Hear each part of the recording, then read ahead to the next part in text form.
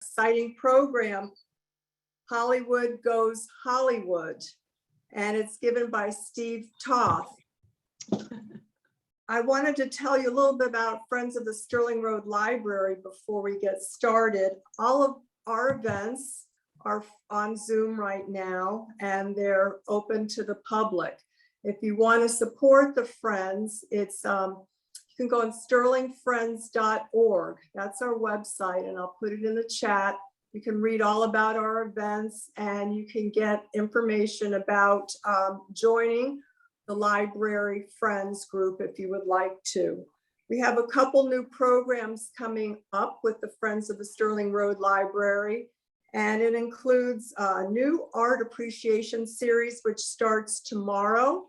It's called Museums and Architecture, and it's tomorrow at 7, and it will, our speaker will be talking about Rome and the Sistine Chapel.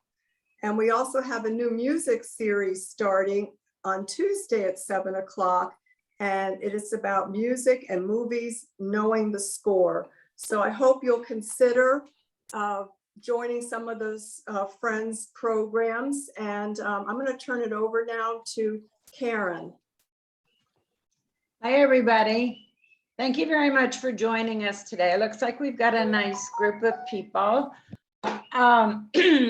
We're still on Zoom, unfortunately, and our new schedule is on our Facebook page and on our web page, all of the lectures for next year.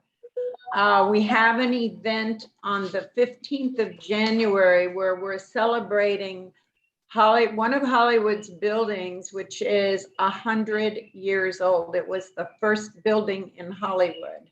And if you'll find the information on our Facebook page, it's the 15th of January from 6 to 8.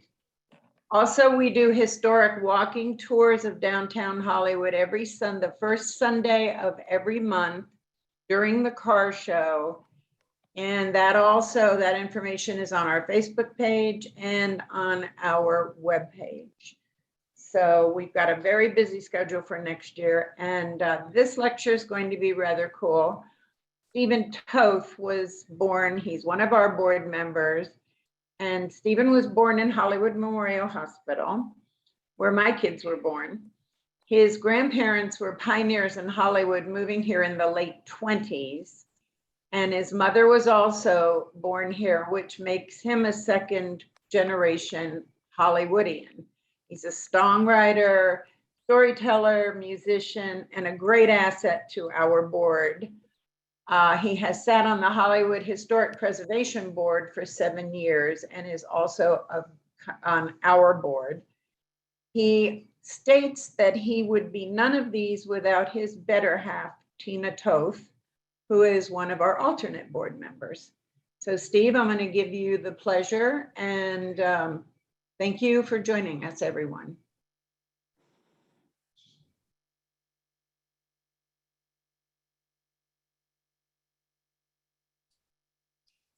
You're on mute. Yourself. I got it. Okay. Well, I got it. I am here at Clive Central. So you're going to see Clive Taylor listed as my name, and then Clive is going to be in the hot tub once I don't need his assistance anymore. I do not get the champagne until I'm finished, but everybody else does. And I'm going to have a loud crowd here too because they're watching outside. there's a live audience outside the Jalousie windows on a big screen TV. We're having a watch party. I welcome you all here. I've been asked to do a lecture for a couple of years now, or at least the last year. And there were a couple of different ideas that were sent my way. And I really wanted to do something that that was close to my heart. I'm known as Mr. Entertainment in my band, and I've been claimed in the press locally as the unofficial mayor in Hollywood. So I thought it was very important for me to do something that was entertainment related. I've always had a love for the Midnight Cowboy film, and this was a way that I could piece all this information together. I want to first bring up a couple of facts of Hollywood, California, and Hollywood, Florida. I don't know if you all know, but initially the Hollywood sign, which is behind me here, used to say Hollywood Land. It did not say just Hollywood. And it basically was a giant real estate sign to purchase property up in the Hollywood Hills. Joseph Young called Hollywood Hollywood by the Sea, which was sort of another ploy of real estate sales. So we both share the Hollywood name. And growing up as a kid, I always loved telling people that I was from Hollywood with a pause. And then I got to say Hollywood, Florida. And I'm proud of that. Another interesting fact between the two towns is that Hollywood, California is not a city. It is only a district of Los Angeles. So Hollywood, Florida is truly a city. Hollywood, California does not have a police force. They have the Los Angeles Police Force.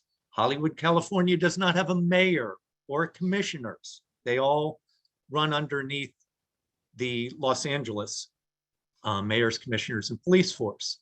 Also, Hollywood, Florida has twice the population as Hollywood, California. So we are the big city, not Hollywood, California. So with further ado, I'm going to talk about some movies. And I particularly picked movies in the 20th century. There were many movies that were filmed in Hollywood, but I picked a few, and then I'm going to wander into some different movie stars and musical people that were involved in Hollywood.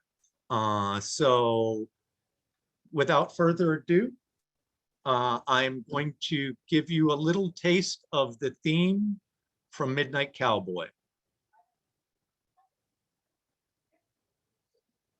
Midnight Cowboy.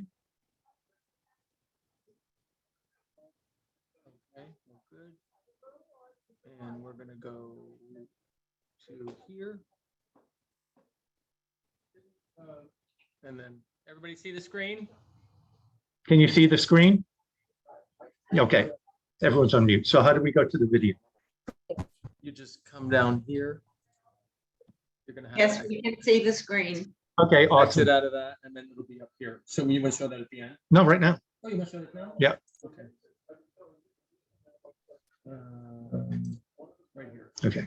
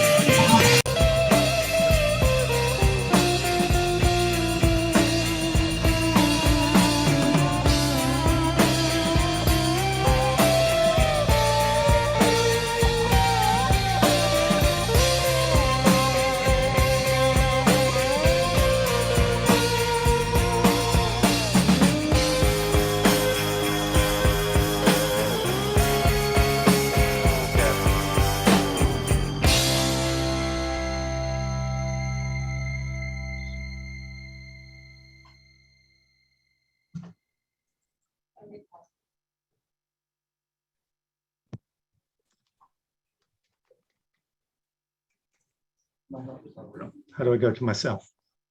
You're right there. You're sharing, they're only seeing the screen. They're seeing the PowerPoint. So you Okay. won't see yourself. Okay. All right. Did you all get to hear the sound to that in the video? Awesome.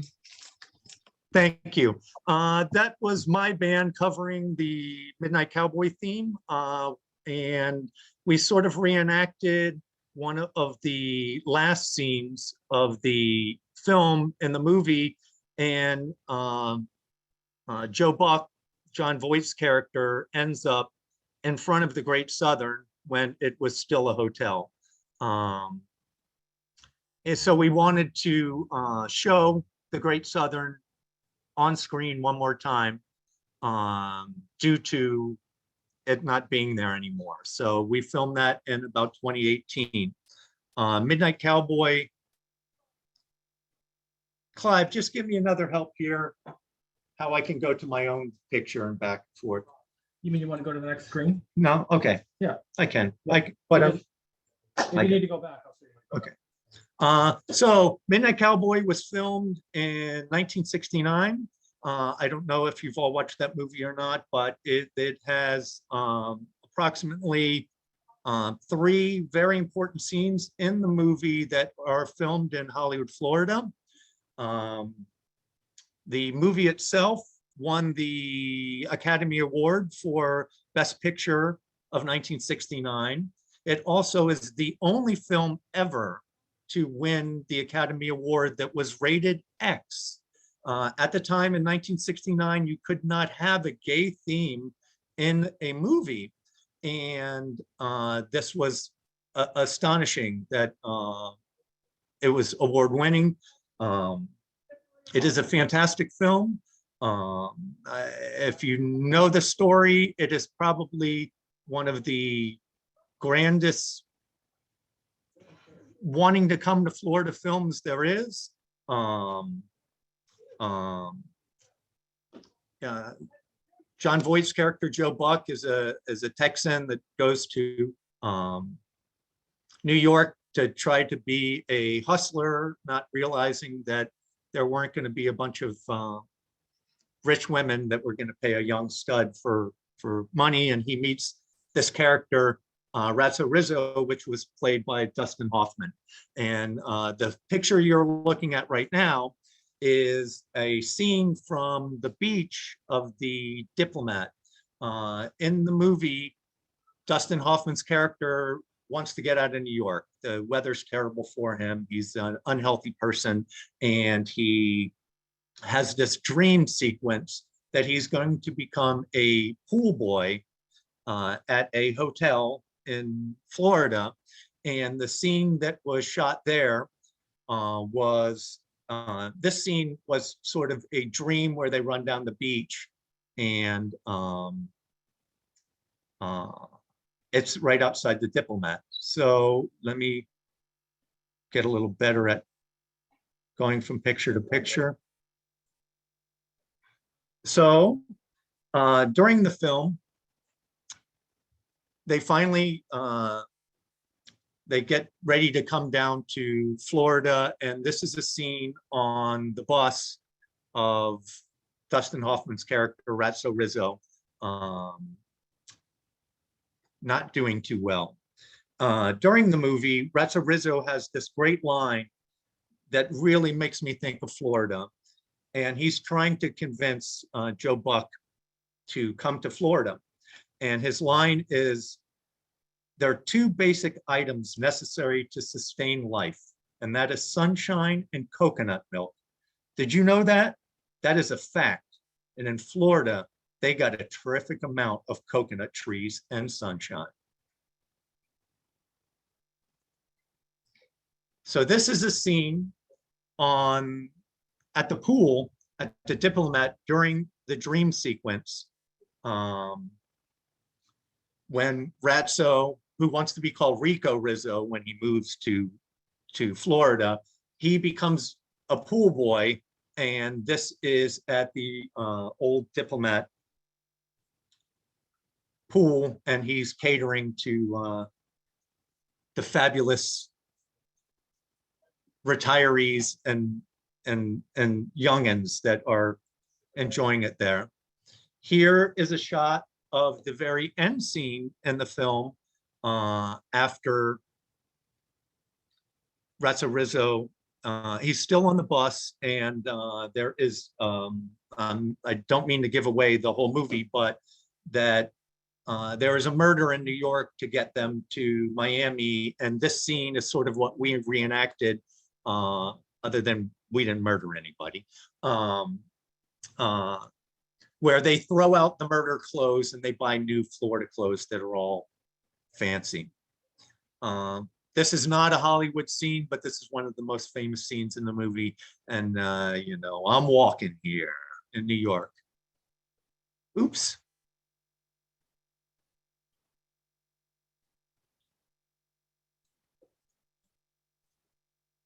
Hey, Clive, what did I do there?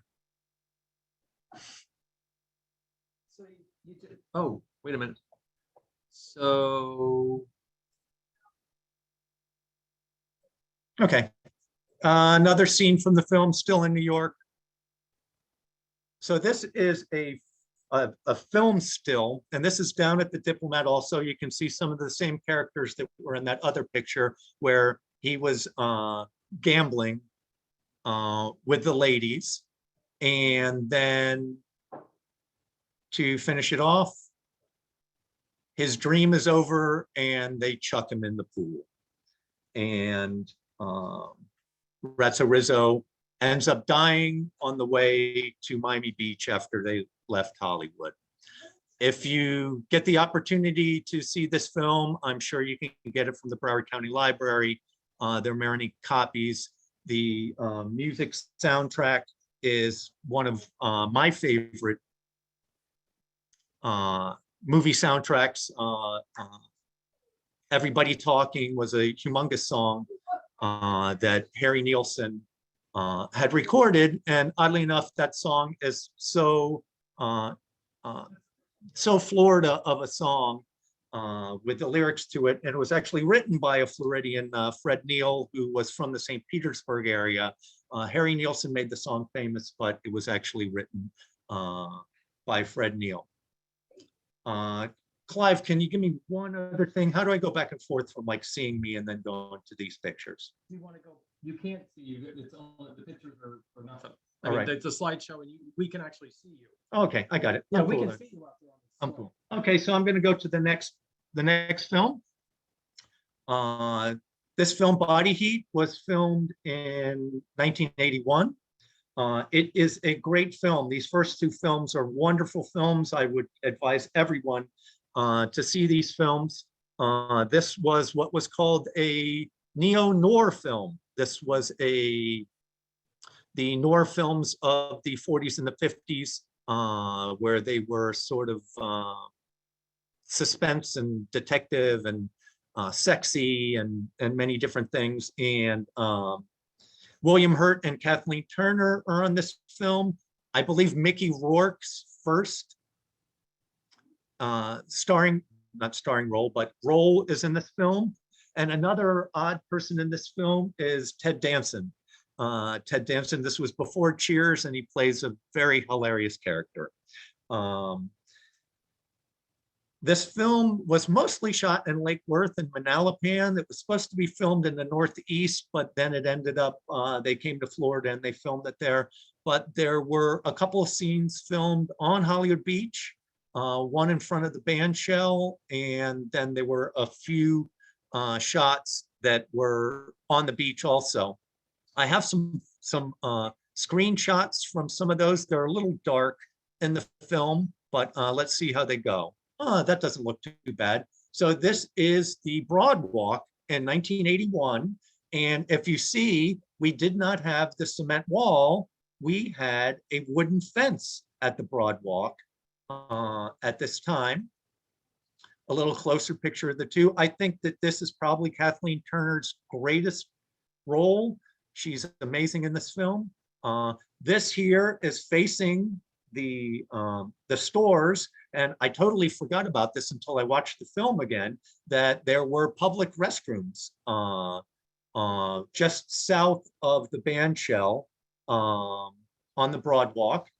And Here's another shot of the Broadwalk. This building is gone now. This is where Margaritaville is now, and the extended end to the south of it. Frank and Mario's Pizza was around this area, but it's not there. Another shot of the bathrooms. And here is a shot of the bandshell that's in the film. These are basically the only scenes that are from Hollywood, but it is an amazing film, and it was sort of my first introduction to knowing that there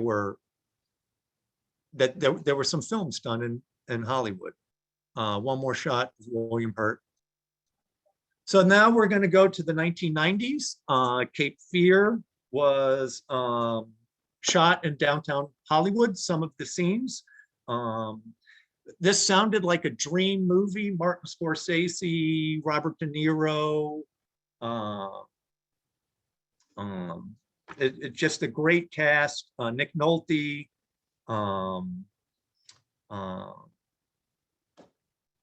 Jessica Lange is in the film. Some of the scenes that are shot there, and then oddly enough, it is a remake of an earlier film named Cape Fear. Cape Fear is actually a town in North Carolina, but they did end up doing a lot of shooting in Hollywood, downtown especially.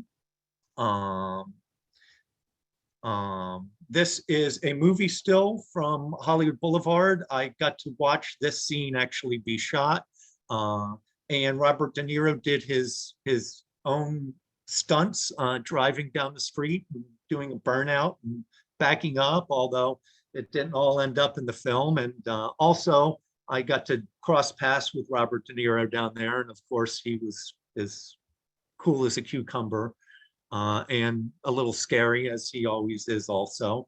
I did reach out to find out the business that was behind them, and this was Michael's Discount Women's Apparel.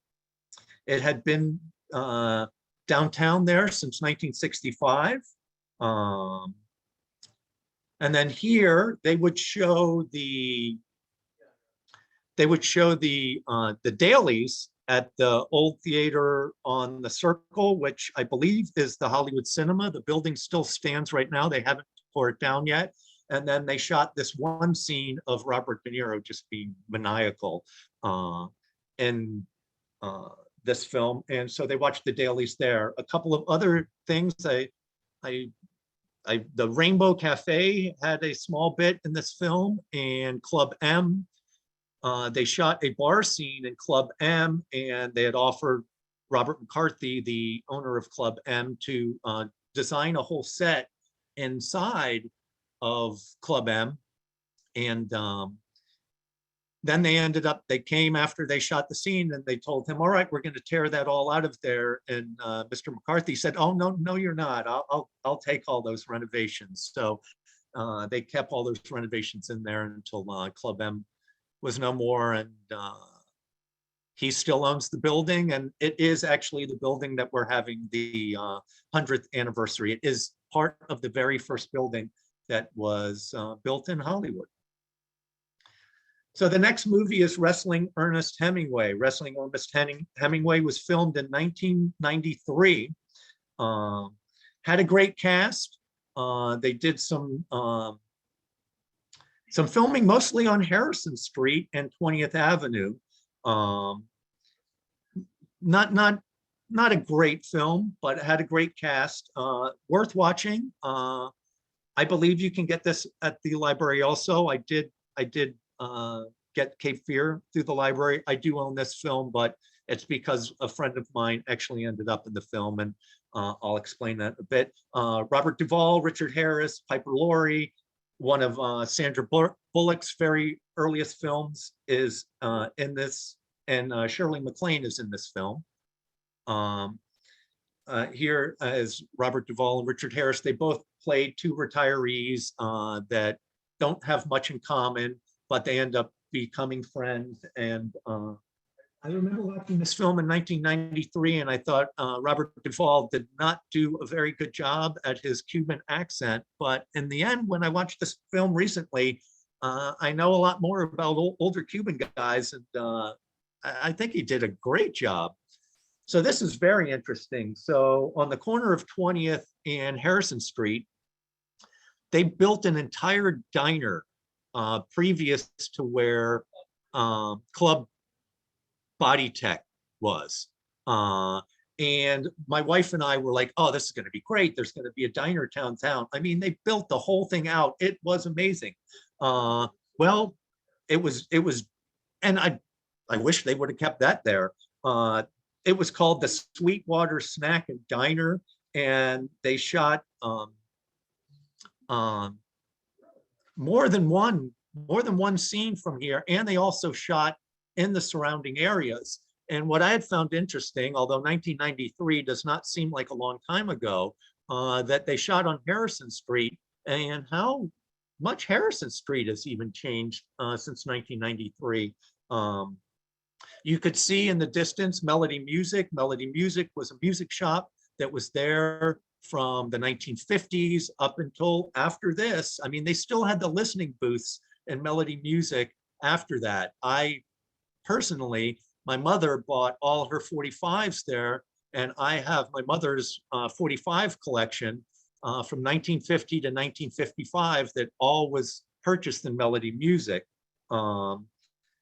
Also, what makes an appearance in there was a health food store on Harrison Street called Harvest Village, that this older woman, who we called the Carrot Lady because I think she drank so much carrot juice she was orange.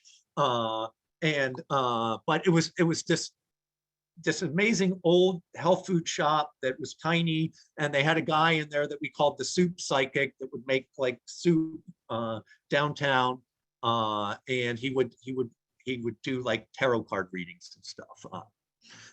But it was a great place, and we missed it, and it was really charming to see it in the movie again. One of the other things that makes an appearance in the movie, here's another shot of the diner and Sandra Bullock looking so young and not making $1 million yet in a film.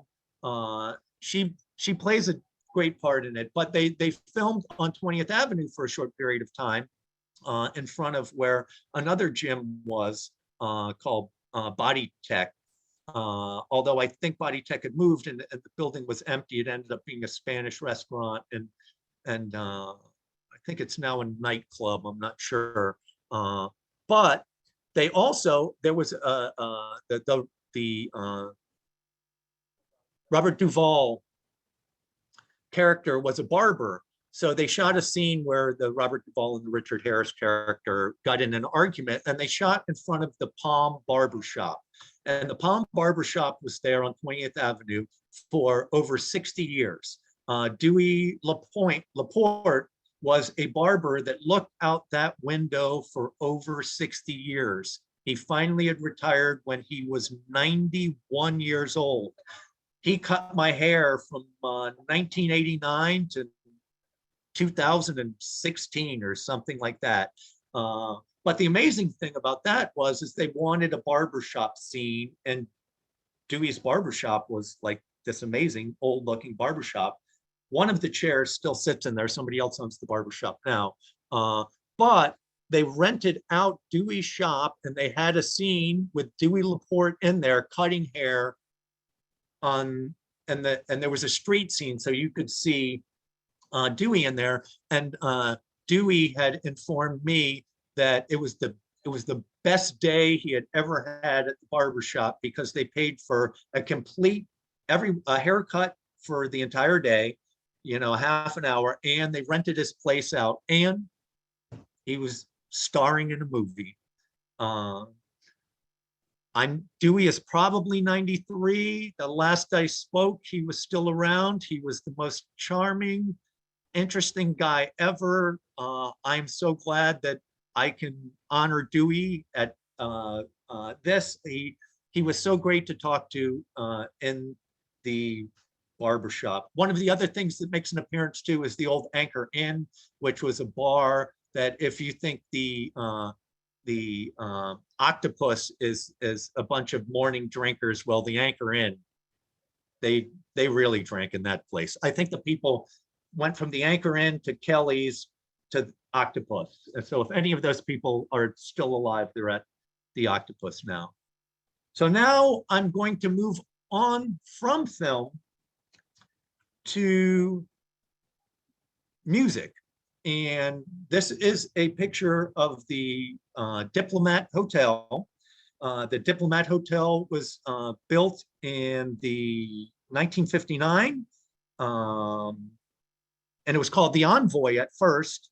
And then it was owned and built by Sam Friedland, who was a supermarket tycoon. And then his son-in-law had taken it over, Irving and Marjorie Cohen. And Irvin and Marjorie Cohen they wanted to be very popular people. This was the first hotel that was built between Miami Beach and Fort Lauderdale that was grand and had some big rooms in there for performances. And Miami Beach, obviously in the 60s and the 50s, Jackie Gleason was there. And then with the Deauville, Frank Sinatra performed at the Deauville, and the Beatles on the Ed Sullivan Show were at the Deauville. So they wanted to, the Miami Beach had its time, and this was in the 60s. So they had two places to have performances in this building. The Cafe Crystal, which was about an 800-seat dinner theater, and why can't I remember the name of the other place? It was a smaller performance area called wasn't the Rec Room. I'll remember in the end. The Tack Room. That's what it was called. And it was smaller and had a jazz setting to it. So over the years, they started booking like pretty amazing acts. So let's see how we can go here. All right, so this is a outside version of it. And if you look, I don't think you can see my cursor, but if you're facing the screen on the left, there is a rotunda looking building that's rounded with some portholes on the top. That was where Cafe Crystal was. And this is where you could get dropped off in the front, and then you could go inside. And this was an amazing room.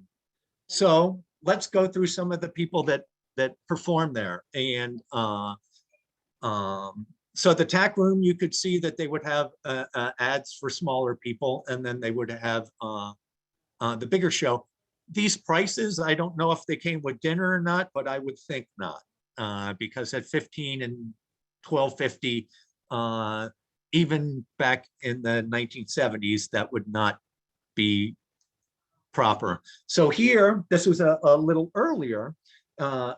Judy Garland performed, Connie Francis, Peggy Lee, Stephen Eady, Tony Bennett, Buddy Hackett. Pretty amazing. So this is 1975, which is a year after what I'm going to show you next. But Sammy Davis Jr. and Liza Minnelli performed a New Year's Eve performance at Cafe Crystal. And this was kind of early on for Liza Minnelli's live performances. She had done cabaret, but this was sort of the starting point for her to be able to like perform live shows. And they went across the country after this. Sammy and Liza, and oddly enough, Judy Garland performed in this building, and her daughter performed in this building. And I can't remember her other daughter's name, Linda Luft. She had performed there also. I may have the first name wrong. So this is amazing. In 1974, Frank Sinatra came out of retirement. And until yesterday, I thought he came out of retirement just to perform at the Diplomat. They paid him $200,000 for a New Year's performance in 1974. Well, after I did some studying, it was the last performance of the retirement tour, not the first performance.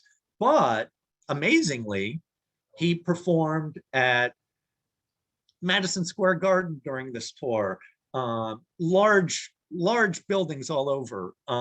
So for him to play at this 800, maybe 900 seat dinner theater for New Year's was amazing. And in 1974, Frank Sinatra was trying to be, contemporary or hip.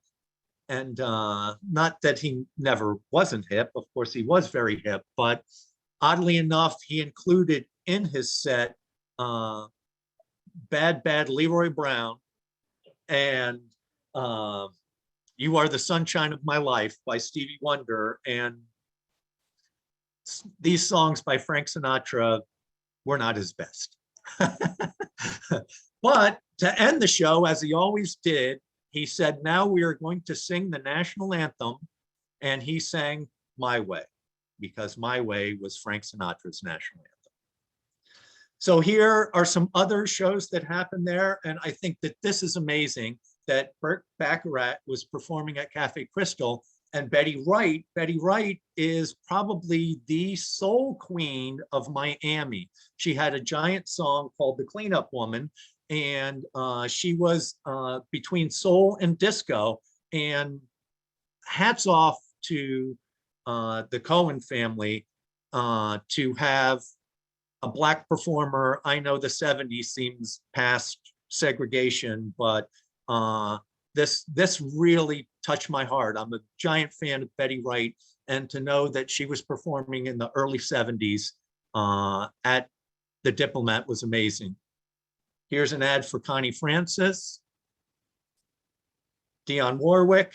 Funny thing about this was that with the help of Mary Beth down at the Research Center and newspapers.com, we kept finding these advertisements, and we kept cracking up at, why is there an E on the end of Dionne Warwick's name? And it ended up that she spelled her name two different ways. We never knew that. Here is a sort of newspaper clip about Judy Garland performing there. At the time, she was supposed to play 2 dates, but she ended up just playing one. Engelbert Humperdinck, who performed there, who I had learned over the years, Engelbert Humperdinck is not his real name. I'm not sure why he would pick this name to be his stage name, and then ended up finding out that Engelbert Humperdinck actually was a famous composer, classical composer in, I believe, Germany, but definitely Europe, and he chose his name after him. Kind of weird. The Fifth Dimension. Come on, up and away in my beautiful balloon at the Diplomat. Pretty cool, huh? So the Diplomat had a fire in the mid 80s, and they really couldn't get back on their feet by 1987, and the Cohen family had finally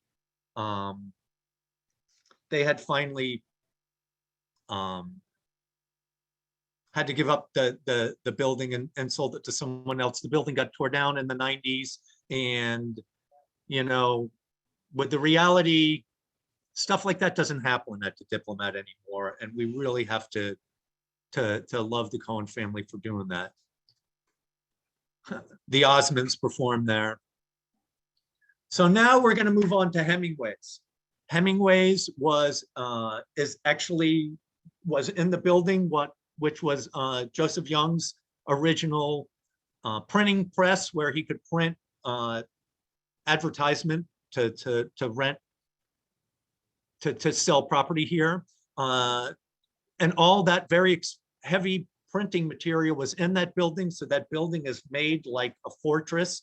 It ended up being City Hall at one time, a police station.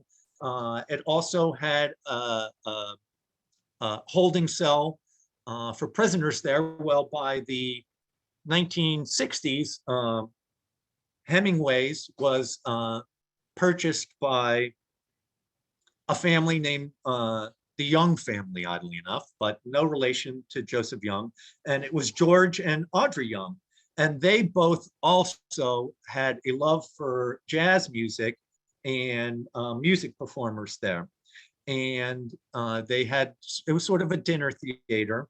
And before it was Hemmingways, this was the Continental Bar, and they did not have as many performers there, but this would probably be the 1950s, and this was just before it became Hemmingways. And then this would be Hemmingways, and we're guessing in the 70s, looking at that Cadillac on the side, although it sure looks like there's a ship captain out front there, doesn't it? So this here is a picture of George and Audrey Young, and that is Lionel Hampton on the far right. Lionel Hampton is maybe one of the most famous vibe players ever. And in the top hat is Wayne Cochran. Wayne Cochran was and you know, I have to say this right now that Clive Taylor has his windows open here, so I have to listen to all the comments from the crowd outside here. It's like I'm performing at a concert already from the Peanut Gallery. No way. But I love it.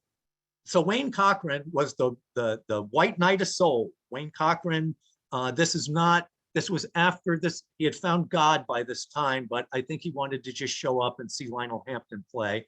And he ended up running a church in Miami Lakes. But Wayne Cochran was sort of famous for the Going Back to Miami song. And the Blues Brothers basically stole their stick, especially Dan Aykroyd's character, like the dancing and all of that was a complete ripoff of Wayne Cochran. Wayne Cochran did all these leg moves, and it was amazing, you know. Elvis's return to Las Vegas when he was wearing the white suit and all of that, that was also C.C. Ryder. He performed the song that was Wayne Cochran. So Wayne Cochran had performed in this building also. He probably did more religious songs than he did all those old rock and roll songs, but it's amazing. I never knew Wayne Cochran played in this building, but it was amazing. I wish I did. I would have went there. This here is John Williams. John Williams was a city commissioner here in Hollywood from the 1970s to the 1990s. And I knew that he was a jazz performer, and he, oddly enough, basically saved Hollywood Beach in the north area from development, where Evans Street, all those streets are. But I thought that he was a jazz aficionado and not like a performer. Well, John Williams was he put out 2 records in the late 50s. He played with Charlie Parker. He was it, man. He was pretty amazing, you know. So this is a shot from inside Hemmingways where he played there, and I will talk about John Williams in a few minutes. If I show something in the screen, like for instance here, will you guys be able to see it too? I don't know if you can or not. It's not really showing up. Not really. Well, that's one of John Williams's records. But we'll go with the pictures. I'm doing fine. So here is Al Hibbler, who sang Unchained Melody, and he performed with Duke Ellington and Count Basie, and he played with Lionel Hampton and Cannonball Adderley.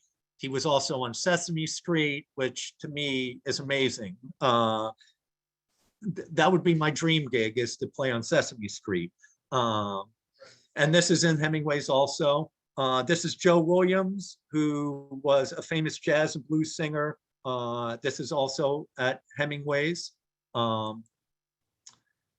Here are some more folks. This is, trying to think who this is here. I can't remember at the time, but it's obviously still George and Audrey Young, the owners of the place. Supposedly, and I can't find any facts on this, but early on during the Miami Sound Machine, they had performed there, but I could not find any facts on that. Definitely Buddy Rich played here. The world's greatest drummer ever played in Hemmingways. And probably the most interesting performer that had a regular gig there was Tiny Tim, Tiptoe Through the Tulips, Tiny Tim. Had like a regular gig there. And the first time that I had known this was my mother was a banker at Southeast Bank on Pembroke Road. And she kept telling me that Tiny Tim was one of her customers and would come in the line with his leisure suits and stuff like that. This is just anniversary of them. They did make it up into the 90s, but this is a nice ad for the place. So more power to you. All right, now we're going to move on. Now I want to talk about the Hollywood Jazz Festival. The Hollywood Jazz Festival was amazing, and it basically was due to John Williams, our commissioner, being a jazz musician. This is a picture of Kenneth Spry, who is the architect of the Bandshell that was there from the 1950s until, I'm going to get there, Clive. I'm sitting in a Kenneth Spry house right now, although that Hollywood sign is not real. But this building was there from the 50s to the 70s. There was a Bandshell to the 90s, excuse me, the 2000s maybe. It was up through the 2000s.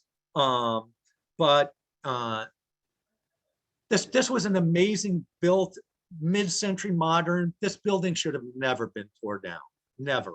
I'm going to show you a picture of what it looked like previously in the 1930s and then the 50s.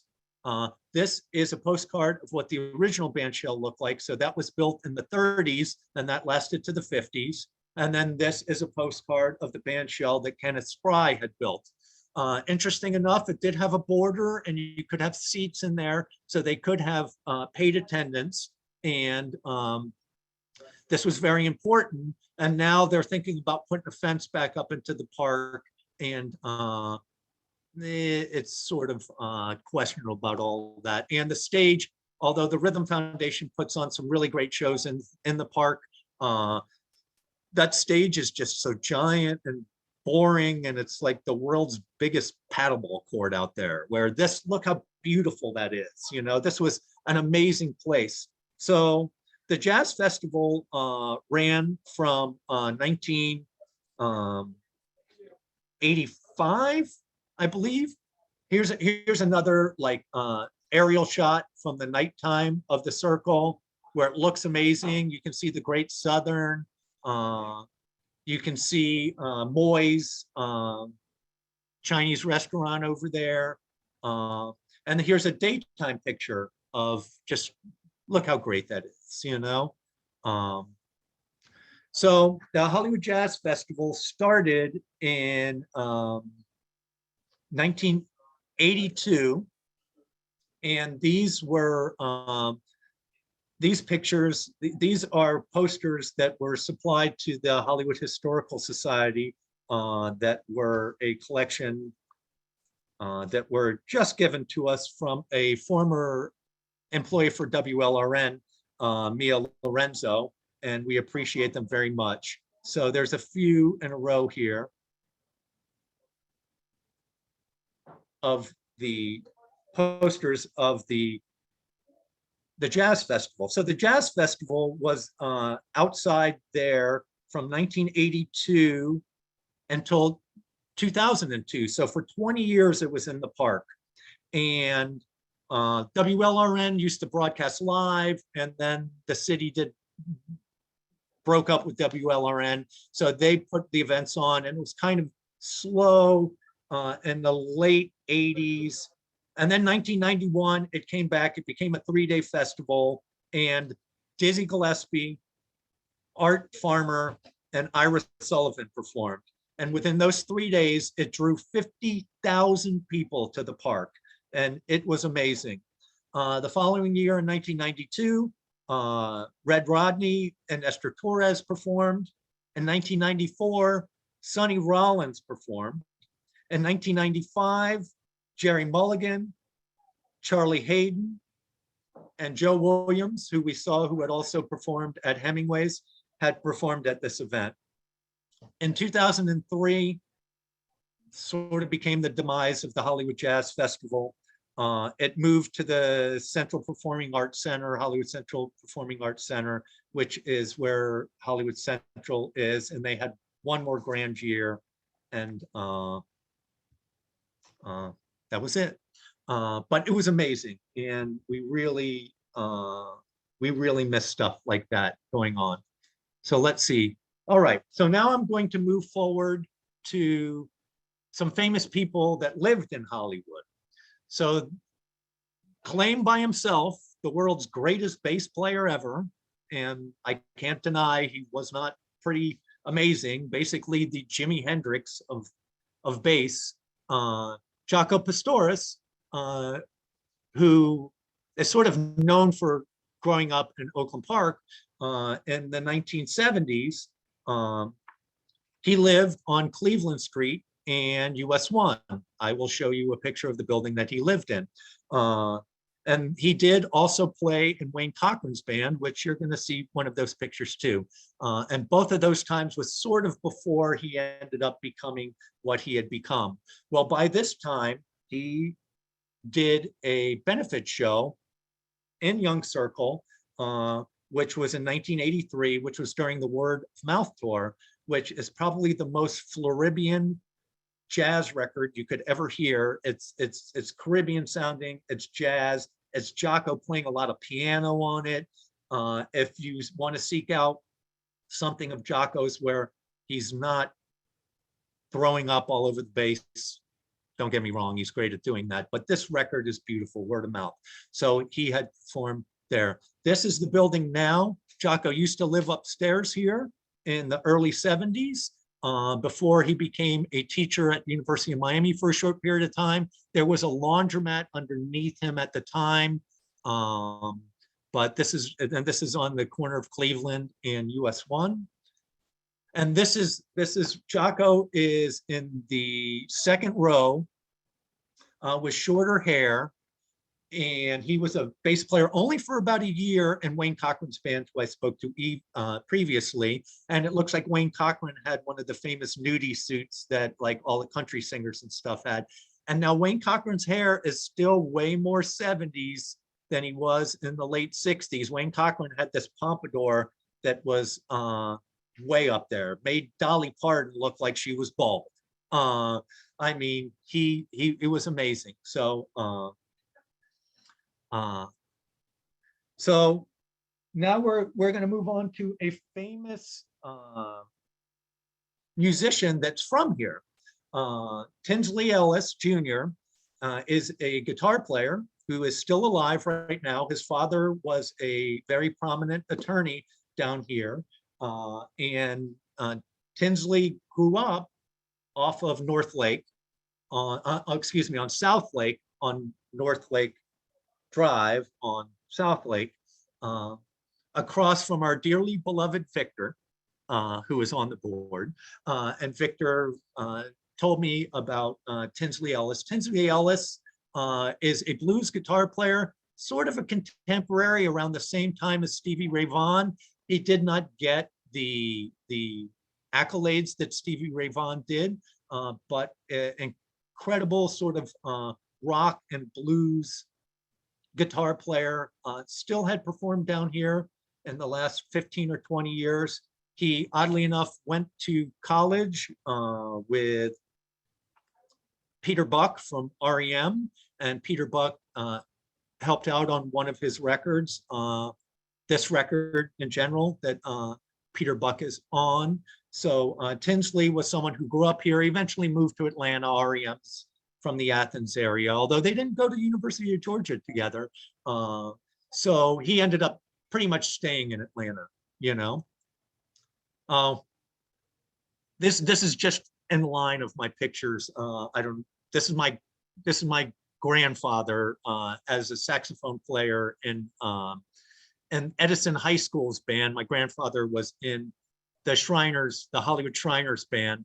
And the Shrine fez I was wearing was his fez. So here's a picture of the Hollywood Oriental Shrine Band. And then here is another great one, and it's just so great to see the Hollywood, Florida sign. This is actually a Gulfstream, but they used to parade up and down US 1. My grandfather is the one with the big bass drum there, although he was a saxophone player. That's just in there because I didn't realize I'm just scanning through my pictures, so that's great. Oh, this is a great famous story. Hollywood, Florida. This is Luther Campbell from Two Live Crew on 20th Avenue on Dixie and Hollywood Boulevard. In 1990, Two Live Crew were arrested for performing their Nasty As They Wanna Be songs because there was an injunction that these dirty words were not allowed to be performed. And the club was called Club Futura. The building's not there anymore, but Club Futura, the owner, had made 2 shows, and the 2 shows were an underage show where the band performed no dirty words and they made all clean lyrics. And then the second show, everyone had to sign a waiver and they had to be over 18 and they were allowed to witness the dirty show. And I don't know why, and this is like some history that I need to find out, that the Broward Sheriff's Department is who had come in and arrested these guys, and the Hollywood Police Department did not. So I don't know how the Nick Navarra claimed jurisdiction to do this. But the best part of this story was Luther Campbell and Two Live Crew were exonerated from all of it because they didn't do anything that was illegal. And in the end, Luther Campbell has become a do-gooder. He was an Optimist football coach at Liberty City Optimist for many years. And oddly enough, to bookend my grandfather playing in the marching band at Edison High School, Luther Campbell is now the head football coach for Edison High School in Little Haiti, and they have their best record they ever had. Although Nasty As They Wanna Be is probably the best record Luther Campbell ever had. Hey, where'd you go, Joe Dimaggio? Well, Joe Dimaggio, at the end of his life, moved to Hollywood. He actually lived at 1141 Waterside Lane. We all wonder why Joe Dimaggio Children's Hospital is named after that. Well, when Joe Dimaggio had lived here in Hollywood, they had chose that they were going to make a donation. Joe Dimaggio was a big supporter of kids' health and this, that, and the other. So he ended up here. And I don't know if you all know or not, but every Friday night, Joe Dimaggio used to go down to the early bird special at Mamma Mia's, and you could see Joe Dimaggio every Friday night on the circle at Mamma Mia's. And now, since we're talking about eating and famous people in Hollywood, Jake LaMotta, Raging Bull. They made a movie after Raging Bull. Robert De Niro performed in there. Jake LaMotta lived at the end of his life in Hollywood, Florida, and he used to go to the Hollywood Country Club and enjoy the lobster special over there before he passed away. My band actually performed there once, and Jake LaMotta was there, and it tickled us pink. I'm glad that he probably couldn't hear much anymore because I'm not sure he would have liked the music, but he sure did like the lobster special. So that concludes my lecture. This is my band performing on Hollywood Beach on the world's largest beach blanket. And now I just got to figure out how to get out of here and answer all your questions. Do I left click, Clive? Oh, yeah. Oh, that's right. And show, There we go. and then I can come out of here. stop share. Yeah. There you go. There we go. Awesome. Thank you so much, everyone. I know there were lots of comments in the chat. And at this time, if you have any questions, if you want to put them in the chat or raise your hand, Steve can answer them. Yeah, it could be better in the chat because I can't see everyone there. How many viewers do we have actually? Well, at one time, there's 43. There were 47 at one time. So it's very, very interesting. That's probably pretty good for a Zoom meeting, isn't it? That's excellent. Yes. You made me remember Melody Music. That's where we bought all our records when I was younger. And the Carrot Lady, she was a hoot. She really was, and the guy who made the She soup was a was hoot. amazing. You You'd got sit you there just and went in hum. there for you just went in there for entertainment and carrot juice. Yeah, I think most of the vitamins may have had penicillin in them too, but it wasn't because it was in them. Or something else. Yeah, well, I hope. Let me look if there's any questions over here on the side. You brought up a lot of memories for people. And Mia Lorenzo was talking about her father played in a band, I think at Hemmingways one time. I also see it was Lorna Luff that was Judy Garland's other daughter. I do want to thank also the Research Center, Mary Beth and Leslie over there had to be annoyed by me many times coming over there, and I would show up on a day, and in between the times that I was there, they're like, oh, we stumbled across this. We weren't even looking for it, you know? And this was really a pleasure for me to, I knew a lot of this history already, but I would open up a can of worms once a week and I would be like, oh, I'm gonna go practice music in my band room. And I would go 2 hours, you know, stumbling down a path. Even yesterday, like I said, with the Frank Sinatra coming out of retirement, I thought, oh my God, I can't believe that the Cohen family had like pulled him out of retirement. And then I start looking up, I'm trying to find like a 1974 performance afterwards. And it's like, oh wait, it was the end of the tour. But it's still amazing, 900 seat theater, and they had Sinatra and he played at Madison Square Garden on the same tour. That's just out of this world, you know? My high school class graduated from the Diplomat, and I also remember Tinsley Ellis. He used to play right over here on 24th and Hollywood Boulevard in a little club, and I worked for his father. My first job out of high school, he was a member of the law firm. Yeah, that place was called One Night Stand. Stan was That's a sax it. player. That's it. Yeah. Yeah, I saw NRBQ there when the brothers were actually when Big Al was still in the band, so that was pretty amazing. There were some other things that like I thought about stumbling down, but I think one of them really has to do with Emmanuel George's lecture next week. So I'm going to stay away from that one story. A couple of the other things, the Chitlin circuit was just on the edge of Hollywood.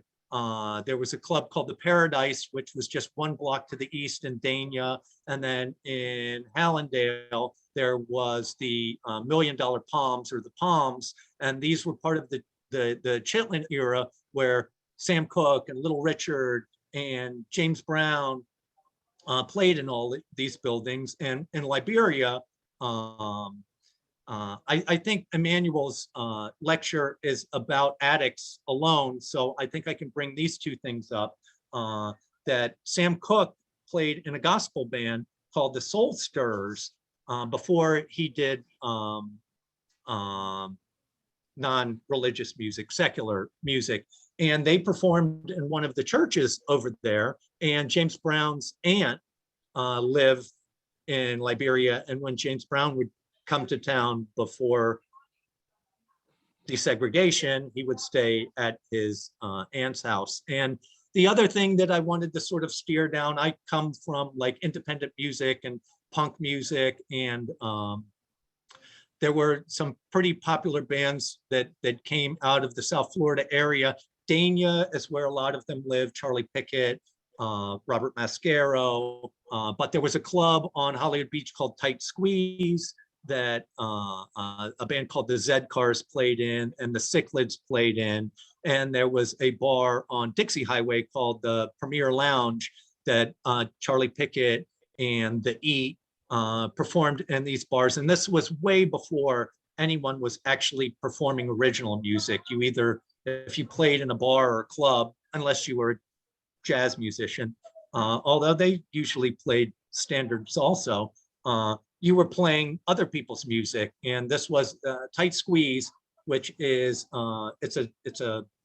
it's right across from I hate repeating Margaritaville, but the t-shirt shop right across from Margaritaville on that main road. That big building was where Tight Squeeze was, and it was groundbreaking, and they really drew, you know, hundreds of people to see this original music. So I ended up looking. There wasn't many recording studios in Hollywood. They ended up being in Fort Lauderdale and Dania and Miami, but it is worthy to mention that these two places were also Hollywood related and very groundbreaking for the time. Do we have any more questions for Steve? Can I just talk? Can I? Oh, of instead course. writing it in the- Hi, Mia. What about Pirates World? Weren't there groups playing in Pirates World? Was that considered Mm-hmm. Hollywood? Pirates World is Dania, and okay. Pirates, but I mean, There are a lot of groups there. I'll just give you a lowdown with Pirates World. Led Zeppelin played at Pirates World. Alice Cooper, David Bowie. I mean, you wouldn't believe how many people played at Pirates World. And the guy who owned Pirates World also did like B movies. And there's a movie called the Musical Mutiny that they filmed a little bit at Pirates World, but there are some scenes in downtown Hollywood.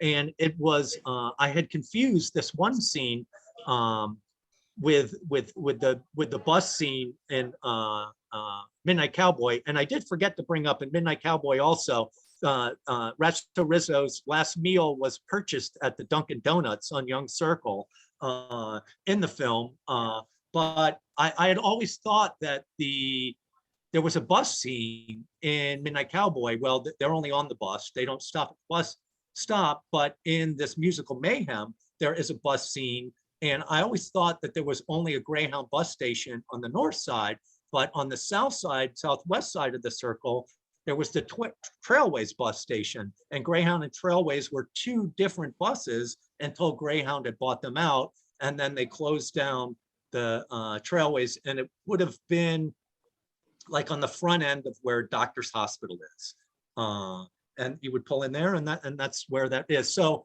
there is a little connection with the Pirates World and the filming there. A couple of things that I kind of forgot to bring up too about with Cape Fear is that there was a scene that was a lake, and the lake that they had filmed at was off the Stirling Road and the Turnpike, which is technically Hollywood. They did film in the parking lot at Presidential Circle there too. But other than that, and the one thing I definitely want to bring up is I had for many years wanted to clandestine paint Hollywood stars on Hollywood Boulevard with all the names of people that were movie stars that were in Hollywood. I never got to doing that, but now, since I am not as much of an anarchist as I was then, I think, I'm not sure, I have put in a request to the CRA and the mural program to maybe make some stars on Hollywood Boulevard for all the different people that were on there. I may have not got a response back because I did request one for Luther Campbell from Two Live Crew too, but I think he deserves one. And then I had also come up, instead of doing them so they look like the ones in Hollywood, that we could put them on starfish instead of stars, so they could be the Walk of Fame of Hollywood Starfish. So I need to press that issue a little more. And I need all of your support to get this to happen. But I think it would be great. There's so many, I mean, just the people that were actually filmed on Hollywood Boulevard would do numbers, from Jessica Lange to Robert De Niro to, Dustin Hoffman, John Voight, Luther Campbell. But we could also even sporadically put some over near the Diplomat, over near Hemmingways on Harrison Street. I think it would be super cool. That sounds very good. Any other questions? Do you have your hand up, Lynn? Yes, I just, I sent a chat, but what I wanted to, you didn't touch on today, but I've been hearing rumors for years that the only reason that Hollywood, California is Hollywood, California, and Hollywood's not Hollywood is because of the hurricane. And then they decided that they didn't like our liability with hurricanes. Is that something true in your investigation? I've been hearing it for years, so I don't know if it's true. Hollywood, California got it only because we got a hurricane, and then they didn't like, they decided. You mean the film industry? For the film industry, yes. I believe the film industry had started already there. Actually, from some studying, Jacksonville was sort of the East Coast of the film industry before Hollywood, Florida, Hollywood, California was.